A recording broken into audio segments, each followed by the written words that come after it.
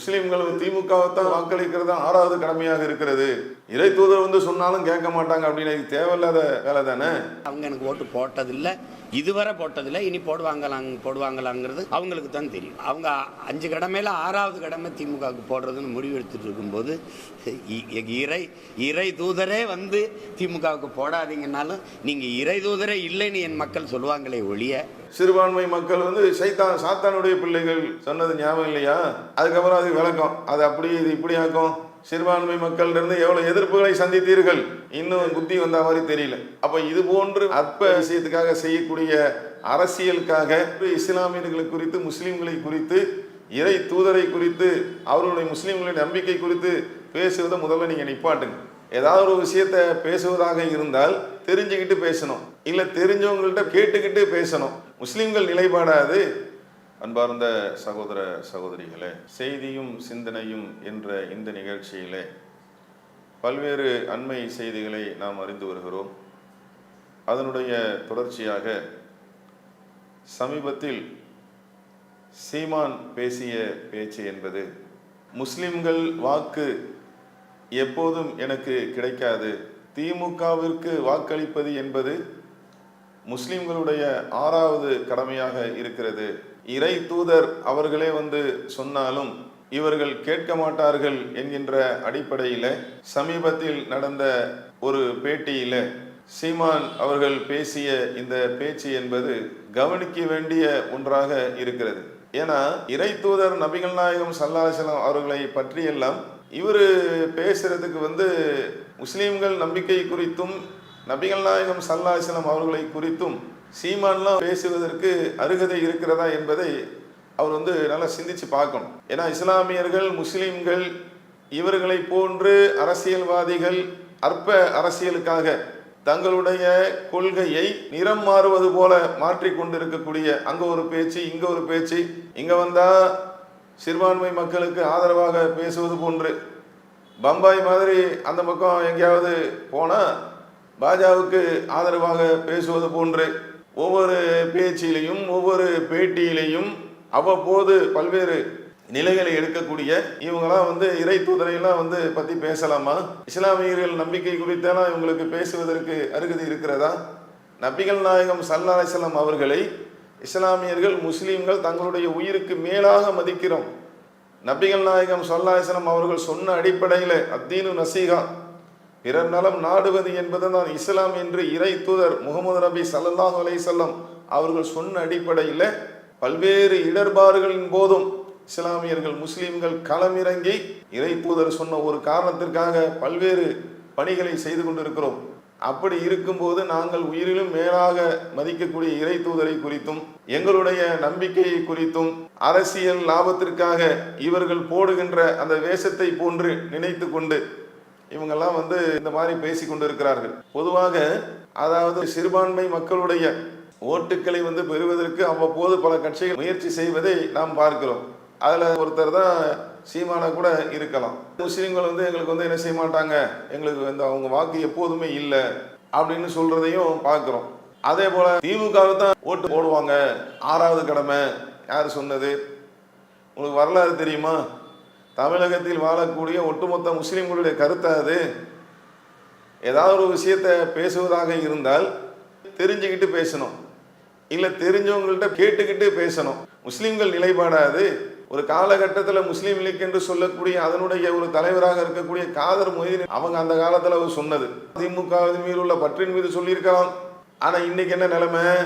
இது போன்று சொன்னவர்களே என்ன செய்யறோம்? யோசிக்க வைக்கக்கூடிய, சிந்திக்க வைக்கக்கூடிய நிலையில் தான் இன்றைக்கு முஸ்லீம்களுடைய விழிப்புணர்வு இருக்கிறது. திமுகவை ஆதரிக்கிறாங்க அப்படின்னு சொன்னா சங்க பரிவாரத்துக்கு எதிராக களமாடக்கூடிய ஒன்றை செய்ததின் காரணத்தினால் என்ன செஞ்சாங்க? இஸ்லாமியர்கள், முஸ்லீம்கள் ஆதரிக்கிறார்கள். அவ்வப்போது சிறுபான்மை மக்களுக்கு ஏற்படக்கூடிய இழப்புகள், துன்பங்கள், சங்க பரிவாரத்தால் ஏற்படக்கூடிய பிரச்சனைகள், அதற்கு எதிராக கருத்து தெரிவிப்பதின் காரணத்தினால, சிறுபான்மை மக்களுக்கு ஆதரவாக குரல் கொடுப்பதின் காரணத்தினால இஸ்லாமியர்கள், முஸ்லீம்கள் திமுகவை ஆதரிக்கக்கூடிய ஒன்றை அவர்கள் செய்து கொண்டிருக்கிறார்கள். வரலாறை எடுத்து பார்த்தீர்கள் என்று சொன்னால், ஒரு கட்டத்தில் ஜெயலலிதா அம்மையார் அவர்கள் இருக்கக்கூடிய காலகட்டத்தில் இஸ்லாமியர்கள் முஸ்லீம்கள் அவர்களை ஆதரித்து அவர்களை ஆட்சி கட்டிலே அமர வைத்த வரலாறு உண்டுதானே. அதுக்கப்புறம் அவங்க மறுபடியும் அதிமுக எடப்பாடி ஓபிஎஸ் அவங்க என்ன செஞ்சாங்க, பாஜக பக்கம் சாய்கின்ற அந்த நேரத்தில் அதுக்கப்புறம் மறுபடியும் என்ன செஞ்சாங்க, திமுகவை ஆதரிக்கக்கூடிய ஒரு நிலை என்பது ஏற்பட்டது. அப்ப என்ன முஸ்லீம்கள் கவனிக்கக்கூடிய ஒரு அம்சம் என்னவென்றால், சங்க பரிவாரங்கள் திட்டமிட்டு ஏற்படுத்தக்கூடிய பாதிப்புகள், சிறுபான்மை மக்களை அவர்கள் தொடர்ச்சியாக அவர்கள் துன்புறுத்தக்கூடிய வேதனைப்படுத்தக்கூடிய நிகழ்வுகள், அதே போல அவர்களை கருவறுப்பதற்காக கொண்டு வரக்கூடிய சட்டங்கள், இது போன்ற நேரங்களில் யார் அவர்களுக்கு எதிராக களமாடுகிறார்களோ, சிறுபான்மை மக்களுக்கு ஆதரவாக யார் நிற்கிறார்களோ, ஆதரவு குரல் கொடுக்கிறார்களோ, நீங்க தொடர்ந்து பார்த்தீங்க அப்படின்னா அவர்களுக்கு ஆதரவாகத்தான் இஸ்லாமியர்கள் முஸ்லீம்கள் அவர்கள் குரல் கொடுத்து கொண்டிருக்கிறார்கள், அவர்களுக்கு வாக்களித்து கொண்டிருக்கிறார்கள். அந்த காதல் மொய்தீன் சொன்ன அதெல்லாம் இருக்குல்ல, அதெல்லாம் காலம் மாறி போச்சு. காலம் மலை ஏறி போச்சுன்னு சொல்லுவாங்கள்ல, அது போன்று அதெல்லாம் காலம் மாறி போச்சு. இன்னைக்கு உள்ள இஸ்லாமியர்கள் முஸ்லீம்கள் மிக தெளிவாக விழிப்புணர்வு அடைந்தவர்களாக இருக்கிறார்கள். ஒரு கட்டத்தில் பார்த்தீங்கன்னா 3.5% இடஒதுக்கீடு எங்களுக்கு தந்தாக வேண்டும். பொதுவாக இடஒதுக்கீடு கோரிக்கையை நாம் வைத்தோம். இஸ்லாமியர்களுக்கு நாங்கள் நெஞ்சில் இடம் கொடுத்திருக்கிறோம். அவங்களுடைய சமாதியில் போய் முஸ்லீம் தலைவர்களுடைய சமாதியில் போயிட்டு நாங்கள் போர்வையை நாங்கள் போத்துறோம். இப்படிலாம் சொல்லி நீங்கள் ஏமாத்தாதீங்க. நாங்கள் அந்த மண்டபத்துக்கு அந்த பேரை வைக்கிறோம், இந்த மண்டபத்துக்கு இந்த பேரை வைக்கிறோம், இதெல்லாம் சொல்லி ஏமாத்தாதீங்க. இஸ்லாமியர்களுடைய அடிப்படை ஜீவார பிரச்சனையாக இருக்கக்கூடிய முஸ்லிம்களின் முக்கியமான கோரிக்கையாக இருக்கக்கூடிய இடஒதுக்கீடை தர வேண்டும் என்று கோரிக்கை வைத்து இஸ்லாமியர்கள் என்ன செஞ்சாங்க, ஒரு கட்டத்தில் யார் அந்த இடஒதுக்கீடை தருகிறார்களோ அவர்களை ஆதரித்தார்கள். இதான வரலாறு. 6வது கடமை, அவங்க இறை தூதர் சொன்னாலும் கேட்க மாட்டாங்க அப்படின்னு நீங்களாம் சொல்லலாமா? நபிகள் நாயகம் ஸல்லல்லாஹு அலைஹி வஸல்லம் அவர்கள் இஸ்லாமியர்கள் முஸ்லீம்கள் நாங்கள் உயிரில் மேலாக மதிக்கக்கூடிய அந்த இறை தூதரை குறித்தும் இஸ்லாமியர்கள் முஸ்லீம்களுடைய நம்பிக்கை குறித்தும் இந்த மாதிரி பேசுவது என்பது இது நல்லது கிடையாது. இது மாதிரி பேசக்கூடிய பேச்சுகள் சீமான் போன்றவர்கள் இதை நிப்பாட்ட வேண்டும். அதோடு மாத்திரம் இல்லாமல் இப்போ கூட பார்த்தீங்க அப்படின்னா தற்போது உள்ள தேர்தலில் வரக்கூடியவங்களுக்கு இஸ்லாமியர்கள் முஸ்லீம்கள் மிக தெளிவாக கோரிக்கை வைக்கிறார்கள். எங்களுக்கு இருக்கக்கூடிய ஒரு முக்கியமான பிரச்சனை, சங்க பரிவாரங்கள் வரலாறுகளை திரித்து தேவையில்லாத கதை கற்பனைகளை உருவாக்கி இஸ்லாமியர்களை இல்லாமல் ஆக்க வேண்டும் என்பதற்காக அவர்களுடைய பள்ளிகளை அபகரிக்கக்கூடிய, ஆங்காங்கே சில இடங்களில் பிரச்சனைகளை உருவாக்கக்கூடிய வேலைகளை பார்த்து கொண்டிருக்கிறார்கள். மாட்டிறைச்சியின் பெயரால் மனிதர்களை அடித்துக் கொள்கிறார்கள். ஜெய் ஸ்ரீராம் என்று சொல்ல வேண்டும், இல்லை என்றால் கொள்வேன் என்று சொல்லுகிறார்கள். சிறு பிள்ளைகள் என்று பார்க்காமல் கூட செருப்பை வைத்து அடிக்கக்கூடிய காட்சி பார்த்தோமா இல்லையா? இது போன்ற நிகழ்வின் போது சிறுபான்மை மக்களுக்கு, குறிப்பாக இஸ்லாமியர்களுக்கு யார் ஆதரவாக இருக்கிறார்களோ, ஆதரவு கரம் நீட்டுகிறார்களோ, பாசிசத்தை எதிர்த்து களமாடுகிறார்களோ அவங்களுக்கு தான் என்ன செய்யறாங்க, இஸ்லாமியர்கள் வாக்களிக்கிறார்கள். இன்னும் மிக தெளிவாக இஸ்லாமிய முஸ்லிம்களுடைய அந்த கோரிக்கை என்பது மிக தெளிவாக, இந்த இடஒதுக்கீடு இருக்குல்ல, 3.5% இடஒதுக்கீடு எங்களுக்கு உயர்த்தி தர வேண்டும். இது எங்களுக்கு இது பத்தாது, இது போதாது என்று சொல்லி மீண்டும் நாங்கள் கோரிக்கை வைத்துக் கொண்டிருக்கிறோம். சரி பார்க்கலாம் என்று சொல்லி தற்போது என்ன நிகழ்வுனா, ஒரு 4 ஆண்டு கடந்துருச்சு. திராவிட மாடல் ஆட்சி, திமுக ஆட்சி என்ன செஞ்சிச்சு, 4 வருடத்தை முடிச்சு இப்போ 5வது வருடத்தை நோக்கி, தேர்தலை நோக்கி பயணித்துக் கொண்டிருக்கிறார்கள். இப்பவும் நாங்கள் சொல்லுகிறோம், திமுகவுக்கு வாக்களிப்பது என்பது 6வது கடமை. அவர் சொன்னார அதெல்லாம் மலையேறி போச்சு. இப்ப மிக தெளிவாக எங்களுக்கு இருக்கக்கூடிய பிரச்சனைக்கு ஆதரவாக குரல் கொடுத்தால் உங்களுக்கு வாக்கு, எங்களுடைய சமுதாயத்துடைய மிக முக்கியமான கோரிக்கையாக இருக்கக்கூடிய இடஒதுக்கீடை அதிகப்படுத்தி கொடுத்தால் அவர்களுக்கு எங்களுடைய வாக்கு. இதுதானே தவிர மற்றபடி இவர்களைத்தான் ஆதரிக்க வேண்டும், அவர்களை தான் ஆதரிக்க வேண்டும் என்கின்ற அந்த நிலை இஸ்லாமியர்களுக்கு இப்போ உள்ள நிலையில் இல்லை. மிக தெளிவாக இஸ்லாமியர்கள் முஸ்லீம்கள் இருந்து கொண்டிருக்கிறார்கள். இந்த வாய்ப்பை யார் பயன்படுத்துகிறாங்களோ, முஸ்லீம்களுக்கு இடஒதுக்கீடை அதிகப்படுத்தி தருவோம் என்று யார் சொல்லுகிறார்களோ அவர்கள் இஸ்லாமியர்கள் முஸ்லீம்கள் ஆதரிப்பார்கள். அப்போ சீமான் விளங்கி வச்சிருக்கிற மாதிரி 6வது கடமை, திமுக விட்டா இவங்க யாருக்கும் ஓட்டு போட மாட்டாங்க என்று இவர் நினைப்பது போன்று இல்லை. அதே போன்று இது போன்று பேச்சு என்பது இவருக்கு தேவையில்லாத ஒன்று. அதாவது நீங்கள் அரசியல் பண்ணுறீங்கன்னா, அற்ப விஷயத்துக்காக நீங்கள் அரசியல் பண்ணீங்கன்னா அது உங்களோட வச்சுக்கோங்க. இஸ்லாமியர்களையும் முஸ்லீம்களையும் இந்த விஷயங்களில் அவர்களுடைய நம்பிக்கையும் மிக குறிப்பாக இறை தூதர் நபிகள் நாயகம் ஸல்லல்லாஹு அலைஹி வஸல்லம் அவர்களையும் பேசுவதை நீங்கள் நிப்பாட்டி கொள்ள வேண்டும். அப்போ இதுதான் இஸ்லாமியர்களுடைய ஒரு நிலையாக இருக்கிறது. சீமானை பார்த்தீங்கன்னா தொடர்ச்சியாக திருந்துற மாதிரி தெரியல. கொஞ்ச நாள் முன்னாடி மணிப்பூருக்காக நான் ஆர்ப்பாட்டம் பண்ணுறேன், சரி பண்ணுங்க ஓகே. அதில் பேசும்போது என்ன சொல்கிறது, சிறுபான்மை மக்கள் சாத்தானுடைய பிள்ளைகள் சொன்னது ஞாபகம் இல்லையா? அதுக்கப்புறம் அது விளக்கம், அது அப்படி இது இப்படி ஆக்கும்.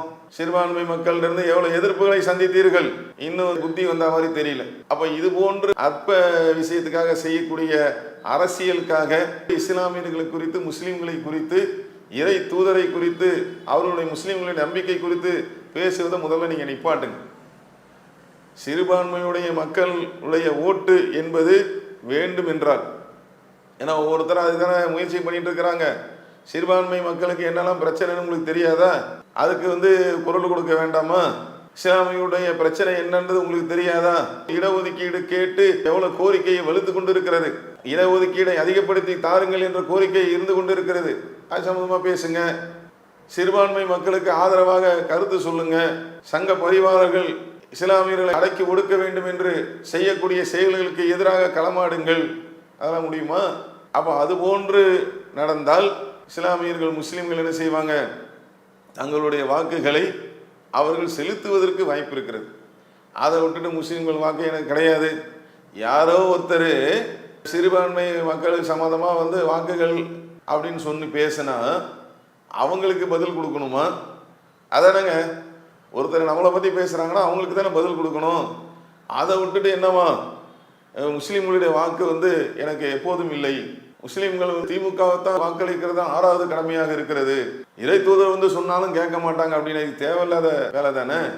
அதில் வெளிப்படையாக சொல்கிறேன், என் தலைவன் மேலே ஆணையாக சொல்கிறேன், அவங்க எனக்கு ஓட்டு போட்டதில்லை, இதுவரை போட்டதில்லை, இனி போடுவாங்களாங்கிறது அவங்களுக்கு தான் தெரியும்.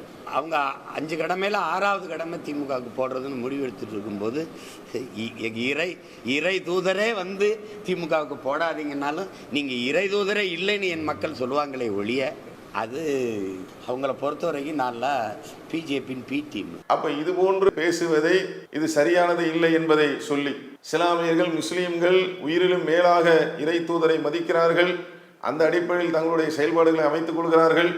அதே போல இந்த அரசியல் நிகழ்விலும் யாரெல்லாம் சிறுபான்மை மக்களாக இருக்கக்கூடியவர்களுக்கு, குறிப்பாக இஸ்லாமியர்களுக்கு வரக்கூடிய அந்த துன்பங்கள், துயரங்கள், சங்க பரிவாரங்கள் ஏற்படுத்தக்கூடிய அந்த நிகழ்வுகள், அதற்கெல்லாம் எதிர்த்து யார் களமாடுகிறார்களோ, பாசிசத்தை எதிர்த்து யார் குரல் கொடுக்கிறார்களோ அவர்களை தான் ஆதரிக்கிறார்கள், மிக தெளிவாக இருக்கிறார்கள். அதே போல இன்னும் இஸ்லாமியர்கள், முஸ்லிம்களுடைய மிக முக்கிய கோரிக்கையாக இருக்கக்கூடிய இடஒதுக்கீடை யார் அதிகப்படுத்தி தருகிறார்களோ, ஏன்னா சமுதாயத்தில் முன்னேற்றம் வேணும் என்ற விழிப்புணர்வு எல்லா நிலையிலும் இப்போது இஸ்லாமியர்களிடத்தில் ஏற்பட்டிருக்கிறது. அப்ப மிக தெளிவாக இருக்கிறார்கள். நீங்க பண்ணக்கூடிய இந்த அற்ப அரசியலுக்காக இது போன்ற வம்பு இழுக்கக்கூடிய இந்த பேச்சுகள் பேச வேண்டாம், இதை நிப்பாட்டிக் கொள்ள வேண்டும் என்ற தகவலை சொல்லி இந்த நிகழ்ச்சியை நிறைவு செய்கிறோம். அஸ்ஸலாமு அலைக்கும் வரஹ்மத்துல்லாஹி வபரகாத்துஹு. இஸ்லாம் மற்றும் சமுதாய செய்திகளை அறிந்து கொள்ள தமிழ்நாடு தௌஹீத் ஜமாஅத் யூடியூப் பக்கத்தை உடனடியாக சப்ஸ்கிரைப் செய்து கொள்ளுங்கள். மேலும் பெல் பட்டனையும் கிளிக் செய்து கொள்ளுங்கள்.